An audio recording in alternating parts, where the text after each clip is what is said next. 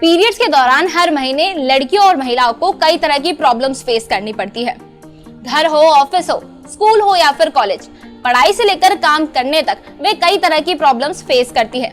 अब इन्हीं सब परेशानियों को ध्यान में रखते हुए पहली बार किसी राज्य ने इस पर एक फैसला लिया है और ये सराहनीय फैसला लिया है केरल ने।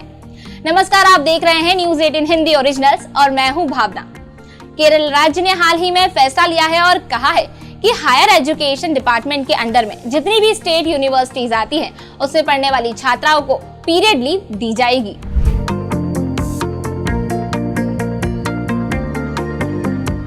राज्य की उच्च शिक्षा मंत्री आर बिंदु ने पीरियड से जुड़ी एक पोस्ट को शेयर किया और लिखा कि मासिक धर्म के दौरान छात्राओं को होने वाली मानसिक और शारीरिक मुश्किलों को ध्यान में रखते हुए सभी विश्वविद्यालयों में मासिक धर्म की छुट्टी लागू करने के लिए आवश्यक कदम उठाए जाएंगे। पिछले दिनों छात्र संघों की मांगों के बाद केरल की प्रसिद्ध कोचिन विज्ञान और प्रौद्योगिकी विश्वविद्यालय CUSAT में पीरियड लीव को मंजूरी दी गई थी। इसी से सीख लेते हुए उच्च शिक्षा विभाग ने अपने दायरे में आने वाली सभी स्टेट यूनिवर्सिटीज में ये छुट्टी लागू करने पर विचार किया है, जिसके बाद अब माना जा रहा है कि जल्द ही राज्य में इस व्यवस्था को लागू कर दिया जाएगा। तो केरल में तो जल्द ही पीरियड लीव की व्यवस्था लागू हो सकती है, लेकिन आइए समझते हैं कि पीरियड लीव का कॉन्सेप्ट क्या होता है। पीरियड लीव ऐसी व्यवस्था है जिसमें अगर कोई व्यक्ति पीरियड के दौरान काम करने में असमर्थ है, तब उसके पास अपनी नौकरी या शैक्षणिक संस्थान से ऑफिशियली पेड या अनपेड लीव लेने का ऑप्शन होता है। ये पहली बार नहीं है जब पीरियड लीव को लागू करने की बात की जा रही है। हेल्थलाइन की रिपोर्ट के अनुसार पीरियड लीव को पहली बार दशकों पहले रूस और चीन जैसे देशों में लागू किया गया था।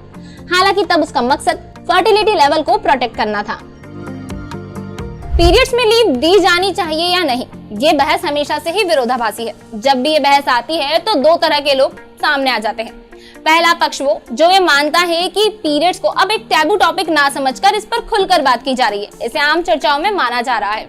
लेकिन वहीं दूसरी ओर वे लोग आ जाते हैं जो मानते हैं कि पीरियड लीव के कॉन्सेप्ट से महिलाओं की ग्रोथ रुकेगी, उनके वर्क प्लेस पर इसका नेगेटिव असर होगा, उनके करियर में दिक्कतें आएगी। पीरियड लीव पर कई तरह की रिसर्च भी हुई है। आइए जानते हैं कि रिसर्च क्या बताती है। पीरियड लीव पर हुई रिसर्च को देखें तो हेल्थलाइन की रिपोर्ट में कहा गया है कि 1980 में जब जापान में पीरियड लीव को लागू किया गया तो कई महिलाओं को पीरियड लीव लेने पर भेदभाव और उत्पीड़न का सामना करना पड़ा। वहीं 2019 में USA में की गई एक रिसर्च का मानना है कि अमेरिका में पीरियड लीव पॉलिसी को लाने पर केवल नेगेटिव इफेक्ट देखने को मिलेगा और भेदभाव जैसी स्थिति उत्पन्न होगी। पीरियड लीव के मामले में अगर भारत की बात की जाए तो लाइव लॉ की रिपोर्ट कहती है कि भारत में संसद की पटल पर 2017 में पीरियड लीव को लेकर एक बिल पेश हुआ था। ये बिल था मेंस्ट्रुएशन बेनिफिट बिल और इस बिल को अरुणाचल प्रदेश के सांसद निनोंग एरिंग ने पेश किया था।